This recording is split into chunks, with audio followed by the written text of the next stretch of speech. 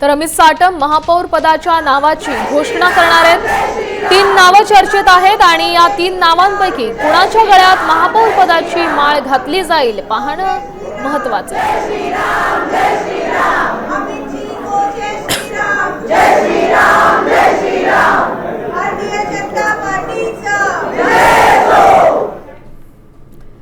तर भाजपच्या महापौर पदाच्या उमेदवाराची घोषणा काही वेळातच भाजप पक्ष कार्यालयात होणार आहे आणि त्यासाठीची अंतिम प्रक्रिया सध्या सुरू आहे। महापौर पदाच्या शर्यतीत असलेल्या महिला नगरसेवकांमध्ये मोठी उत्सुकता पाहायला मिळते।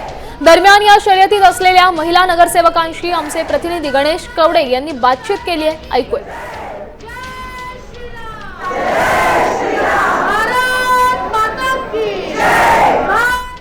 महिला राज्य आहे आणि या महिला राज्यांच्या निवडणुका आता अवघ्या काही वेळामध्ये सुरुवात होताना पाहायला मिळणार। विशेष करून भाजपचा कोणता नेमका चेहरा आहे तो येणार आहे यासाठी सगळ्यांची उत्सुकता वाढलेली आहे। खरं सांगायचं तर टीव्हीच्या माध्यमातून त्याच्यातूनच मी पाहते की सगळ्या जणींचं नाव चर्चेत आहे।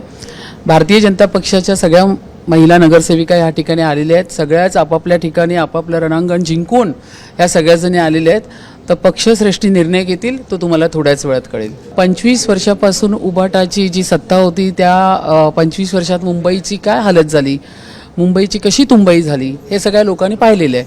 म्हणूनच इतक्या मोठ्या संख्येने महायुतीला इतकं मोठं बहुमत जनतेने दिलेलं आहे। तर नक्कीच आता इथे बसलेले सर्व सेवक जनतेसाठी काम करणार। हे बघा, जो पक्ष ठरवेल आपल्याला माहिती भारतीय जनता पार्टीमध्ये एक हे असतं, तर पक्ष ज्यांना ठरवेल त्याच्यावरती आम्ही त्यांना स्वीकारू। तर आम्हाला माहिती तिथे जास्तीत जास्त आपल्या या सभागृहात जास्त महिला आहेत, म्हणजे आपल्याला कळते की महिला महापौर आणि आपले उपमुख्यमंत्री पण महापौर म्हणून निवडून येणार आहेत। तर आम्ही त्यांना स्वीकारतो। व्हिडिओ राकेश गणेश कवडे, साम टीव्ही मराठी, मुंबई।